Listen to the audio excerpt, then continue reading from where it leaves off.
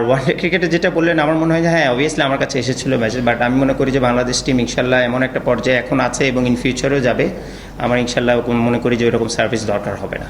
না, আমার কাছে মনে হয় যেটা বললে যে প্রিপারেশন, এটা আসলে যার যার ইন্ডিভিজুয়াল থিং, বাট যেটা আমার জন্য অ্যাপ্রোপ্রিয়েট হয় বা যেটা আমার জন্য প্রিপারেশনে আমাকে যেটা কনফিডেন্স দেয়, সেই দিক থেকে আমি চেষ্টা করি আমার প্রসেসটা যেন মেনটেন করা যায়। সো সেই দিক থেকেই করা, কারণ অ্যাজ এ টিম যখন আপনার ট্রেনিং করে স্বাভাবিক, ওখানে 15টা ছেলে থাকে বা 15টা প্লেয়ার থাকে, তাদেরকে এট এ টাইম ওই জায়গাটায় অ্যাকোমোডেট করা যায় না। তো এই জন্য আমি একটু এক্সট্রা সময় একটা বের করি, যেটা যেন আমি আমার মতো করে একটু করতে পারি। কারণ আমি চাই না আমার কারণে অন্য কোনো একটা প্লেয়ার অনেকক্ষণ ধরে ওয়েট করছে বা 1-1.5 ঘন্টা সে নেটে যেতে পারছে না। তো জাস্ট এই জন্য এটা করা। আর ওয়ানডে ক্রিকেটে যেটা বললেন, আমার মনে হয় যে হ্যাঁ, অবভিয়াসলি আমার কাছে এসেছিল ম্যাচেস, বাট আমি মনে করি যে বাংলাদেশ টিম ইনশাল্লাহ এমন একটা পর্যায়ে এখন আছে এবং ইন ফিউচারেও যাবে।